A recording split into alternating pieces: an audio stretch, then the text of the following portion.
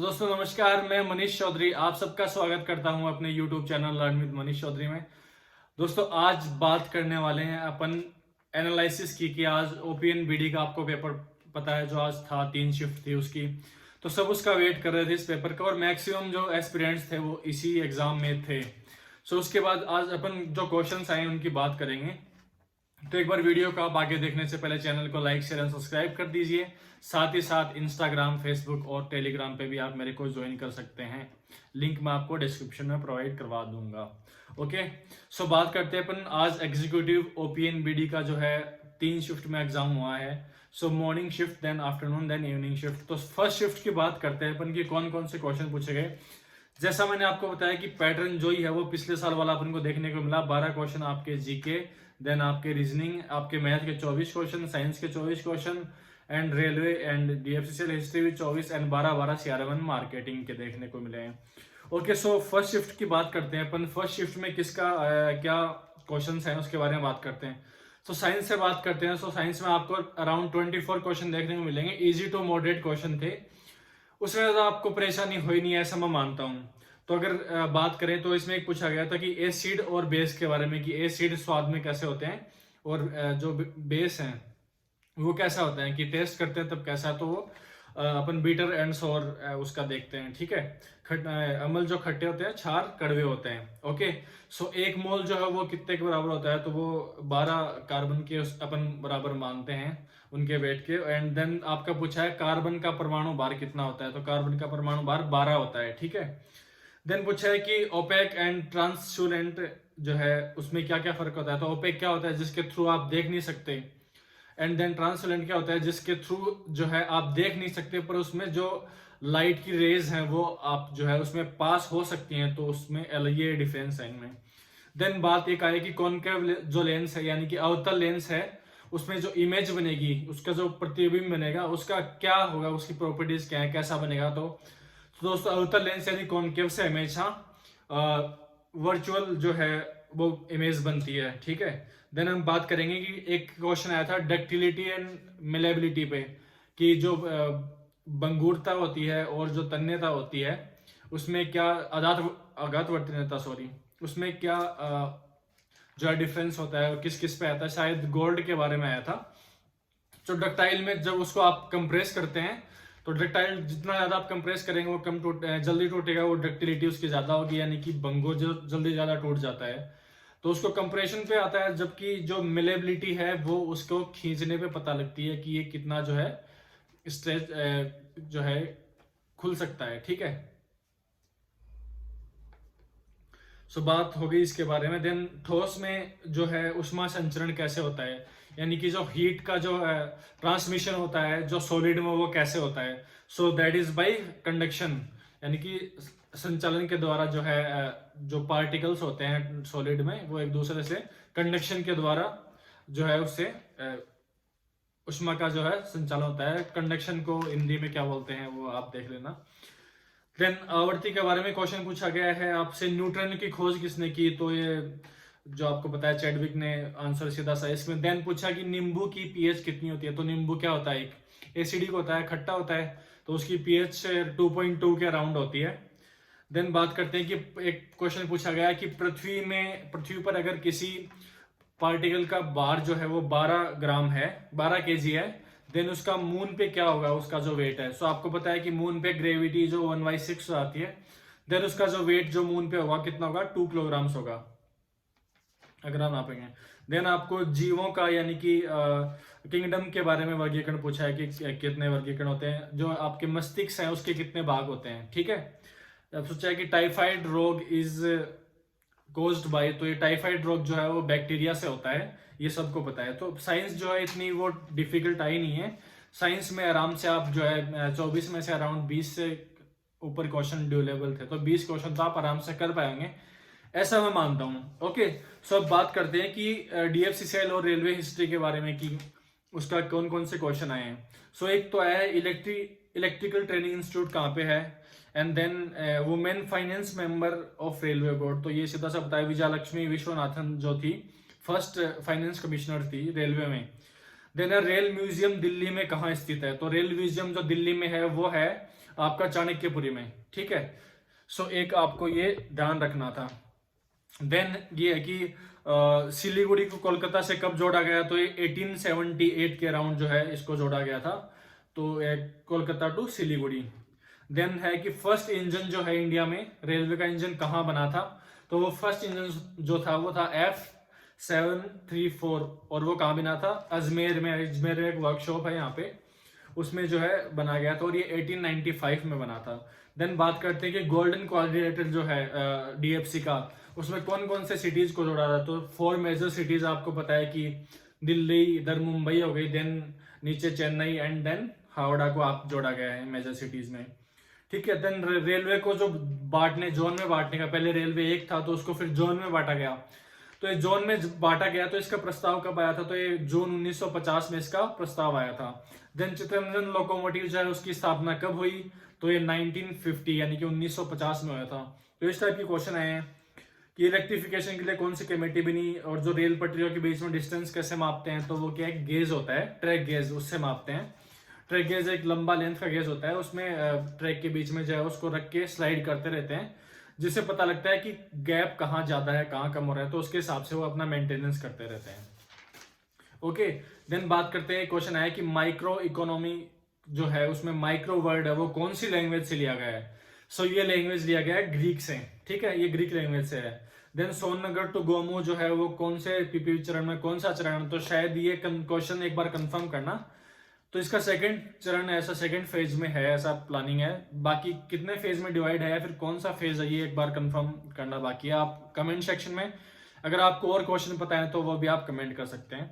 Then जो first train है 1853 में चली थी मुंबई टू थाने में, ठीक है, उसमें कितना किलोमीटर उसने ट्रेवल किया, तो उसने अराउंड 34 किलोमीटर जो है वो ट्रेवल किया था।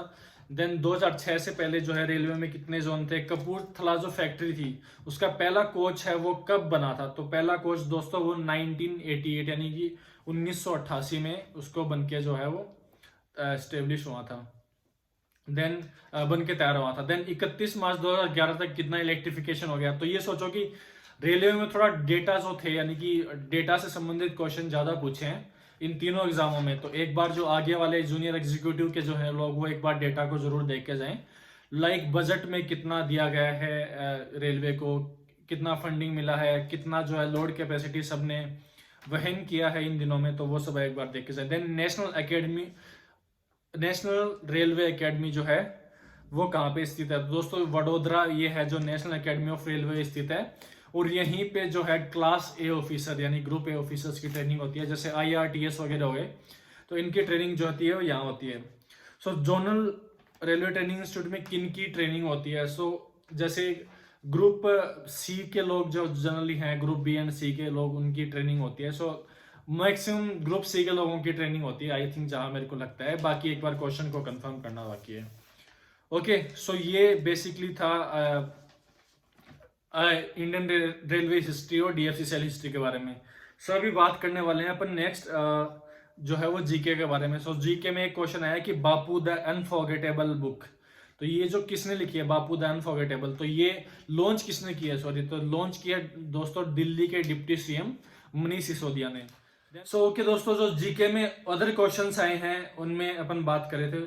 सो जीके ही बात करें तो जीके में मैंने आपको बताया कि वैद्य समाज की जो स्थापना है वो मद्रास में हुई थी, एंड जो 50वां संविधान संशोधन है वो कब हुआ था, तो वो 1984 में अंदर जो हुआ था 50वां संविधान संशोधन।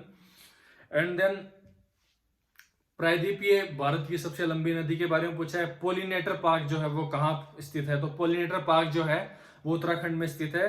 और वर्ल्ड का लार्जेस्ट फ्लोटिंग सोलर पार्क जो है वो कहाँ स्थित है, तो ये मध्य प्रदेश में स्थित है दोस्तों। ओके, एंड जो और क्वेश्चन पूछे गए हैं कोविड मॉडर्न वैक्सीन से रिलेटेड, और जो साउथ ईस्टर्न कोस्ट रेलवे जो है उसकी जो साउथ ईस्टर्न सेंट्रल रेलवे की जो सबसे लंबी गाड़ी कौन सी है, इसमें एक बार देख लेना, शायद वासुकी इसमें करेक्ट आंसर है। और कॉमनवेल्थ जो 2022 है वो कहाँ पे ऑर्गेनाइज कराएंगे, तो कुछ क्वेश्चन जो ऐसे हैं जो इजी भी हैं, डुएबल भी हैं, तो आपके लिए साइंस जो है, साइंस और आपका जीके जो है वो एकदम इतना हार्ड नहीं आ रहा है, moderate level, easy to moderate level का आ रहा है, तो इसमें आप इजीली कर पाएंगे। ओके, सो बात करते हैं कि थोड़ा सा जो है डिफिकल्टी है वो रेलवे हिस्ट्री में थोड़ा स्टैटिक, जहाँ पे मतलब डाटा से रिलेटेड क्वेश्चन पूछे हैं वहां थोड़ी दिक्कत हो रही है, बाकी जो है नॉर्मल भी क्वेश्चन आपसे पूछे गए हैं। देन बात करते हैं सीआरएम मार्केटिंग के। सीआरएम और मार्केटिंग का बहुत ही कॉन्सेप्चुअल पेपर आया है, जिसने एकदम बेसिक से तैयार किया था, एकदम डेफिनेशन से लेके सब पढ़ा था, उसी का जो है पेपर अच्छा हुआ है। सो ओवरऑल पेपर जो है वो आई थिंक मॉडरेट टाइप का था एंड कॉन्सेप्चुअल क्वेश्चन था, तो अच्छा एक बैलेंस पेपर बनता है, आपको ही पता है इस बात का। देन बात करते हैं नेक्स्ट शिफ्ट में कैसा रहा पेपर। सो बेसिकली सब में यही पैटर्न फॉलो किया गया है कि जो जीके एंड साइंस है वो इजी आई है, एंड देन आपका हिस्ट्री में थोड़े से क्वेश्चन जो है वो डेटा से रिलेटेड है, एंड आपका जो है सीआरएम मार्केटिंग वो उसके क्वेश्चन भी कॉन्सेप्चुअल टाइप के, और साइंस में इस टाइप के भी क्वेश्चन पूछे हैं कि जैसे दो दो ऑप्शन दे दिए, दो स्टेटमेंट दे दिया, आपसे पूछा है कौन सा ठीक है कौन सा इसमें गलत है। डीआई का कल मैंने आपको बताया था कि इससे रिलेटेड कैसे क्वेश्चन आ रहे हैं। दो जो है अलग अलग आपसे स्टेटमेंट दिए है, उनको पूछा है कौन सा रॉन्ग है कौन सा राइट है, तो उससे जोड़ के क्वेश्चन आ रहे हैं, तो इतने घबराने वाली बात नहीं है। मैथ और रीजनिंग और आप ये तो आराम से इजीली कर पाओगे।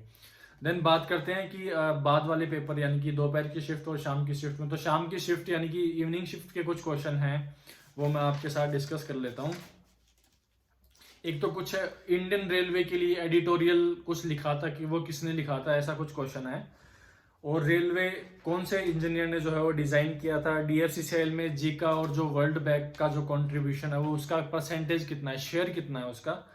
Then East India railway company की स्थापना कब हुई थी, साउथ में पहली पैसेंजर ट्रेन कब चली थी, और इस टाइप के कुछ क्वेश्चन आ रहे हैं। जीके में आपके पास क्वेश्चन देखने को मिले हैं, जैसे बाग संविधान के भाग 9 में क्या है, और आपके साथ साथ रेलवे हिस्ट्री में रेल टेल की स्थापना कब हुई, तो इस टाइप के क्वेश्चन आपको इसमें देखने को मिल रहे हैं बेसिकली।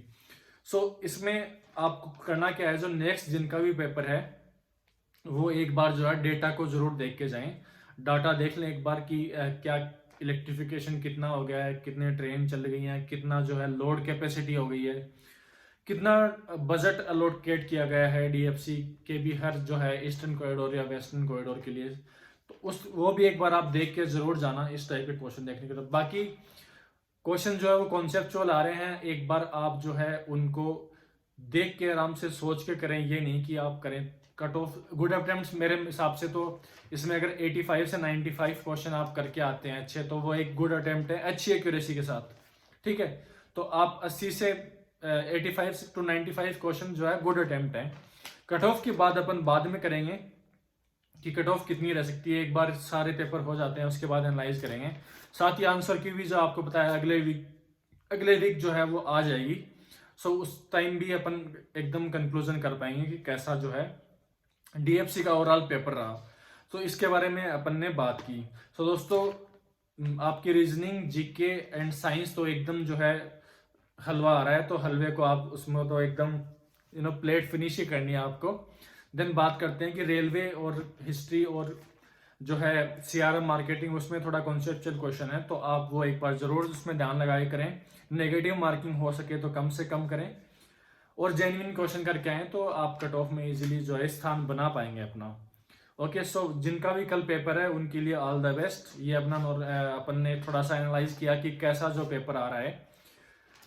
बाकी मैथ्स और रीजनिंग का कोई इतना टफ पेपर नहीं आ रहा, मैथ्स और रीजनिंग आराम से डुएबल है, आप कर पाओगे। सो आपको ध्यान देना है बेसिकली जो रेलवे हिस्ट्री है, सीआरएम और मार्केटिंग है, उनको आराम से आपको क्वेश्चन को हैंडल करना है।